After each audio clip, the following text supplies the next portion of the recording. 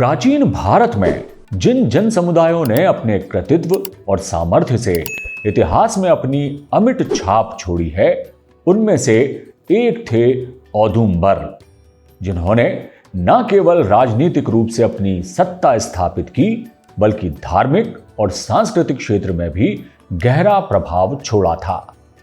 औदुंबर पंजाब के पूर्व में पश्चिमी हिमालय क्षेत्र में स्थित एक उत्तर भारतीय जन समुदाय था। औदुंबर हिमाचल प्रदेश की सबसे महत्वपूर्ण जनजाति थे, जो चंबा और यमुना के बीच की निचली पहाड़ियों में निवास करते थे। यह वो काल था जब देश के उत्तर पश्चिमी भाग में अनेक गणराज्य अपनी स्वतंत्र पहचान के साथ विद्यमान थे। तो आइए जानते हैं औदुंबरों के इतिहास और उनकी विशेषताओं के बारे में।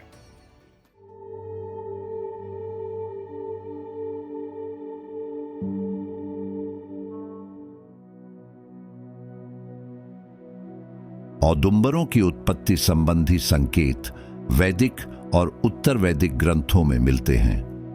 कुछ विद्वानों का मत है कि ये यदुवंशी क्षत्रिय थे, जिन्होंने उत्तर पश्चिमी भारत में अपने स्वतंत्र गणराज्य की स्थापना की थी। औदुंबर शब्द की व्युत्पत्ति संस्कृत के उदुंबर गूलर वृक्ष से मानी जाती है।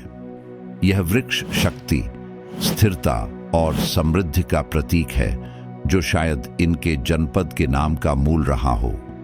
कुछ इतिहासकार यह भी मानते हैं कि यह नाम उस स्थान के प्राकृतिक लक्षणों से जुड़ा है जहां गूलर के वृक्ष प्रचुर मात्रा में पाए जाते थे। जब इस शब्द का प्रयोग किसी जन या समुदाय के लिए हुआ, तब इसका अर्थ हुआ गूलर वृक्षों के प्रदेश में रहने वाले लोग या उदुंबर वंश से उत्पन्न लोग। संभवतः जिस क्षेत्र में यह जनजाति रहती थी, वहां गूलर के वृक्ष अधिक मात्रा में पाए जाते थे, इसलिए उनका नाम औदुंबर पड़ा। पंजाब में एक स्थान औदुंवारा था, जिसे वर्तमान में पठानकोट के रूप में जाना जाता है। प्राचीन काल में यह क्षेत्र प्रतिष्ठान नाम से भी प्रसिद्ध था। औदुंबर एक संगठित गणराज्य था। वे उन कुछ जनों में शामिल थे जिन्होंने गणतंत्रात्मक औदुंबर भारत के उन प्राचीन जन समुदायों में से एक था जिसने अपने नाम से स्वतंत्र रूप से मुद्रा जारी की। इन सिक्कों पर संस्कृत और खरोष्ठी दोनों लिपियां प्रयोग में लाई गईं, जो न केवल उनकी राजनीतिक स्वायत्तता दर्शाती है, बल्कि यह भी संकेत देती है कि उनके यहाँ राजा या प्रधान की मान्यता विकसित हो चुकी थी। उनकी मुद्रा की सबसे महत्वपूर्ण विशेषता यह है कि उन पर धार्मिक प्रतीक जैसे त्रिशूल, नंदी, शिवलिंग और सर्प की आकृतियाँ अंकित है। इससे यह सिद्ध होता है कि औदुंबर जन मुख्यतः शैव धर्मावलंबी थे। उस काल के सिक्कों के विश्लेषण से भी ज्ञात होता है कि उनका शासनकाल लगभग दूसरी से पहली शताब्दी ईसा पूर्व के बीच सक्रिय रहा है, जो मौर्य और शुंग काल के बीच का संक्रमण काल भी माना जाता है। उस समय उत्तर भारत में जब कई छोटे छोटे गणराज्य अपनी स्वतंत्रता बनाए हुए थे, तब औदुंबर भी एक संगठित शक्ति के रूप में खड़ा हुआ था।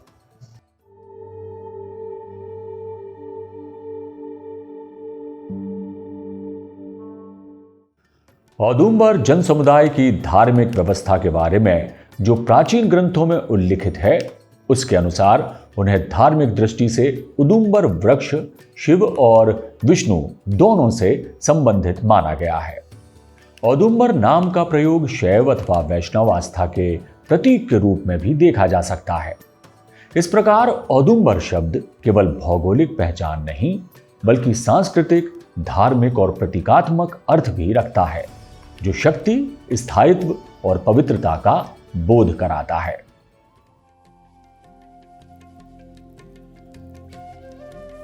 प्राचीन औदुंबर जन समुदाय केवल राजनीतिक दृष्टि से ही नहीं, बल्कि धार्मिक और सांस्कृतिक दृष्टि से भी अत्यंत महत्वपूर्ण था। उनके धार्मिक जीवन की झलक उनके पुरातात्विक अवशेषों से प्राप्त होती है। इन सिक्कों पर अंकित चिन्ह जैसे त्रिशूल, शिवलिंग, नंदी और कभी-कभी बैल या सर्प की आकृतियां स्पष्ट रूप से दर्शाती हैं कि औदुंबर समाज में शिव की उपासना का विशेष स्थान था।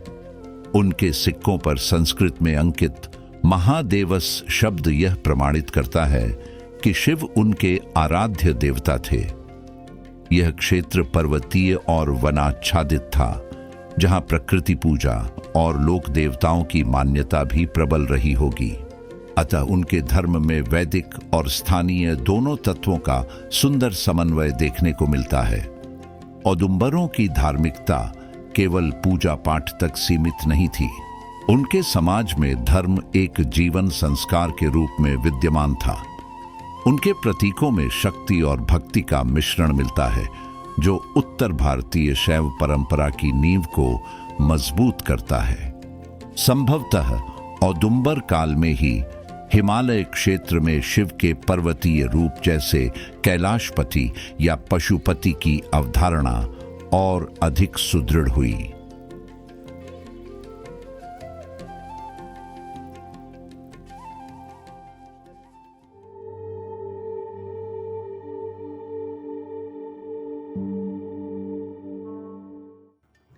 औदुंबर समुदाय की राजनीतिक व्यवस्था के बारे में बात की जाए तो वे एक संगठित गणराज्य थे। औदुंबर उन कुछ समुदायों में सम्मिलित थे जिन्होंने गणतंत्रात्मक शासन की व्यवस्था को आगे बढ़ाया। पाणिनि की अष्टाध्यायी में औदुंबरों का उल्लेख गण के रूप में मिलता है, जहां उनकी शासन व्यवस्था सभा और परिषद द्वारा संचालित होती थी। भौगोलिक दृष्टि से औदुंबरों का क्षेत्र अत्यंत रणनीतिक महत्व रखता था। यह प्रदेश व्यास नदी और उसके आसपास के क्षेत्र में फैला हुआ था, जो आज के हिमाचल प्रदेश, पंजाब और जम्मू के कुछ भागों से मेल खाता है। कई विद्वान औदुंबरों की राजधानी को प्रस्थल मानते हैं, जिसे आधुनिक पठानकोट क्षेत्र के साथ जोड़ा जाता है। यह स्थान व्यापारिक मार्गों से जुड़ा होने के कारण न केवल सामरिक दृष्टि से बल्कि आर्थिक रूप से भी समृद्ध था। यह क्षेत्र पश्चिमोत्तर भारत में आने वाले आक्रांताओं से सुरक्षा की दृष्टि से एक प्राकृतिक दुर्ग के समान था। औदुंबर एक संगठित गणराज्य थे और गणराज्य होने के नाते उनकी शासन व्यवस्था सभा और परिषद द्वारा संचालित होती थी। यह सभा प्रमुख परिवारों या कुलों के प्रतिनिधियों से मिलकर बनती थी, जो सामूहिक रूप से निर्णय लेते थे। यह व्यवस्था मौर्य पूर्व भारत की लोकतांत्रिक प्रवृत्तियों का द्योतक है। हालांकि समय के साथ जब राजनीतिक परिस्थितियां बदलीं, तब औदुंबरों में भी राजतंत्र की प्रवृत्ति विकसित हुई। इसका स्पष्ट प्रमाण उनके सिक्कों से मिलता है। औदुंबर जनजाति के सिक्के कांगड़ा, पठानकोट, रोपड़ और होशियारपुर क्षेत्रों में प्राप्त हुए हैं।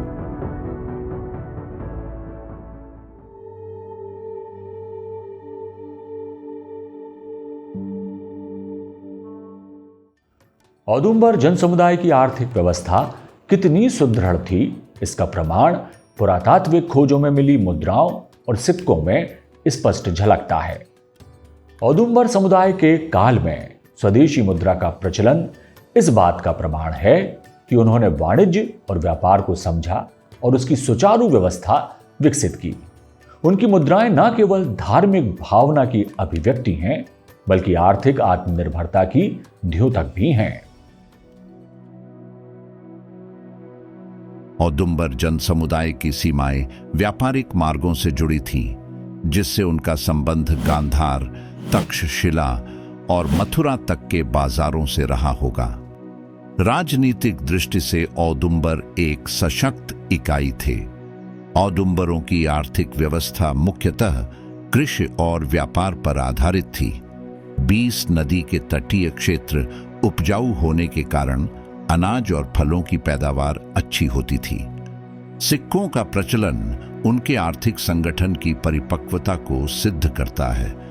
इन मुद्राओं से यह भी ज्ञात होता है कि वे विनिमय और कर प्रणाली के प्रति सजग थे। उन्होंने मौर्यों, शक यवनों और बाद में कुषाणों से भी किसी हद तक स्वतंत्रता बनाए रखी। इस स्वतंत्र अस्तित्व ने उन्हें उत्तर भारत के प्राचीन इतिहास में एक विशिष्ट स्थान प्रदान किया। औदुंबरों की समृद्धि का पता उनकी बहुसंख्यक मुद्राओं से भी लगता है। औदुंबरों का देश गंगा के मैदान से मध्य एशिया को जाने वाले व्यापार मार्ग पर स्थित था। यही कारण है कि स्थानीय उद्योगों से औदुंबर लोग बहुत समृद्ध हो गए थे।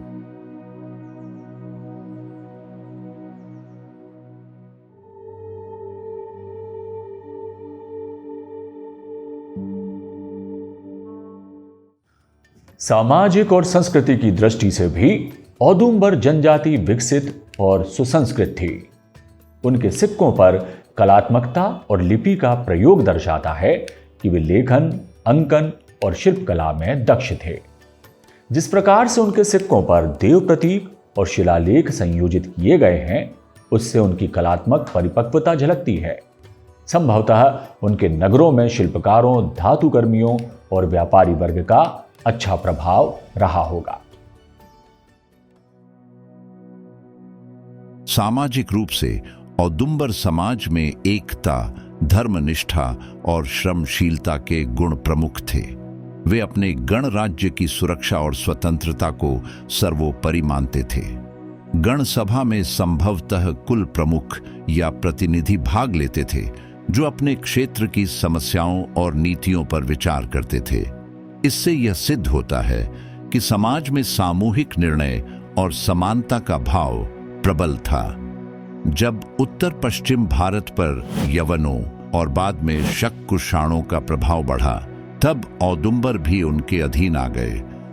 उनके सिक्कों के उत्तरवर्ती रूपों में विदेशी प्रभाव स्पष्ट दिखाई देता है। लिपि और प्रतीकों में यूनानी शैली की झलक मिलती है। उन्होंने उत्तर भारत में स्वतंत्र गणराज्य परंपरा, धार्मिक शैव आंदोलन और स्वदेशी मुद्रा प्रचलन की नींव रखी। औदुंबर केवल एक जनजाति नहीं, बल्कि भारत की प्राचीन गणराज्यीय चेतना का जीवंत प्रतीक थे।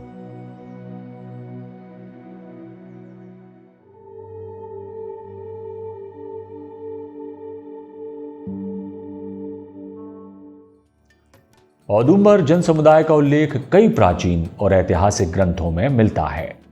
ऐतिहासिक दृष्टि से औदुंबर मौर्य काल के बाद के भारत में स्थानीय शक्तियों के उभार के प्रतीक हैं। औदुंबर ब्राह्मणकालीन युग में सक्रिय और समृद्ध समुदाय थे। इनकी राजधानी कोटेश्वर या कच्छेश्वर थी, जिसका उल्लेख महाभारत में भी मिलता है, जिससे स्पष्ट होता है कि औदुंबर अपने काल में प्रसिद्ध और संगठित जन समुदाय हुआ करता था। जब मौर्य साम्राज्य का क्षय हुआ, तब उत्तर भारत में अनेक छोटे गणराज्य स्वतंत्र हुए, जैसे कुणिंद, अर्जुनायन, मालव और औदुंबर। इन सभी ने अपनी अपनी सीमाओं में राजनीतिक, आर्थिक और सांस्कृतिक जीवन का पुनर्गठन किया। औदुंबर उनमें सबसे सशक्त गणराज्यों में से एक रहे। उनका उल्लेख कौटिल्य के अर्थशास्त्र में भी संभावित रूप से मिलता है। जहां गणराज्यों की शासन पद्धति का विश्लेषण है, वहीं महाभारत के सभा पर्व में भी औदुंबर नामक जन का उल्लेख किया गया है। औदुंबर नाम एक प्राचीन जनजाति का सूचक है। प्लिनी ने उन्हें ओडेम्बोर से कहा है। प्रोफेसर लासेन के अनुसार इनका संबंध गुजरात राज्य के कच्छ क्षेत्र के लोगों से था। इनका उल्लेख पाणिनि के गणपाठ में 5वीं शताब्दी ईसा पूर्व में मिलता है, जिससे यह स्पष्ट होता है कि यह जनजाति वैदिक काल से ही विद्यमान थी। औदुंबर गणराज्य हिमाचल प्रदेश के प्राचीन जिलों में से एक है। इसका वर्णन महाभारत, पाणिनि के गणपाठ और विष्णु पुराण में है। विष्णु पुराण में त्रिगर्त या कुंडिंद जाति का उल्लेख मिलता है।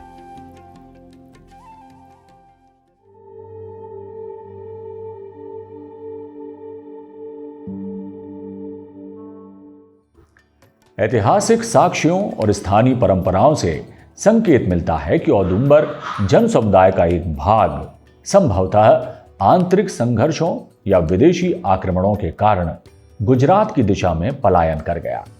समय के साथ वे वहां की स्थानीय जनसंख्या में समाहित हो गए।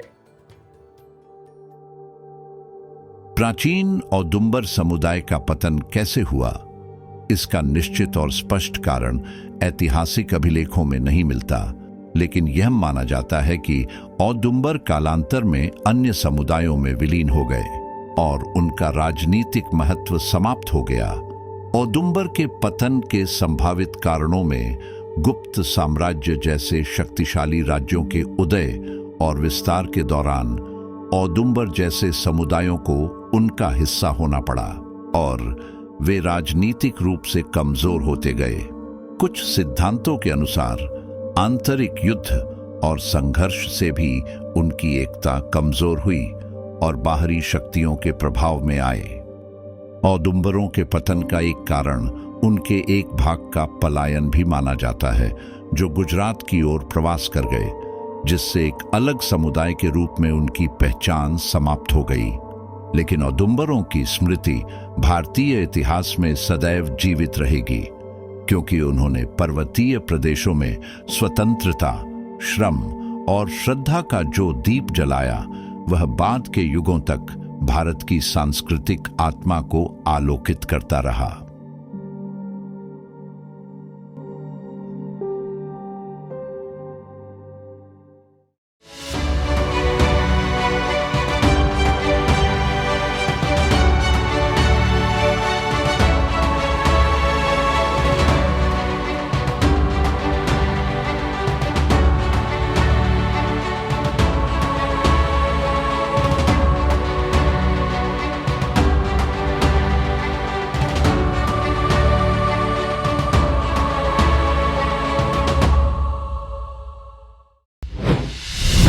वे शूरवीर हैं,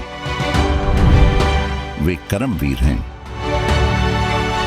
वे निपुण योद्धा हैं, वे भारत का कुल हैं, वे भारतवंशी हैं जिन्हें लोक समाज ने भुला दिया है। ऐसे ही विस्मृत युगयुगीन भारतवंशियों की खोज और पुनरान्वेषण से वैश्विक समुदाय का सुपरिचय करेंगे। वीर भारत न्यास के YouTube चैनल वीर भारत में।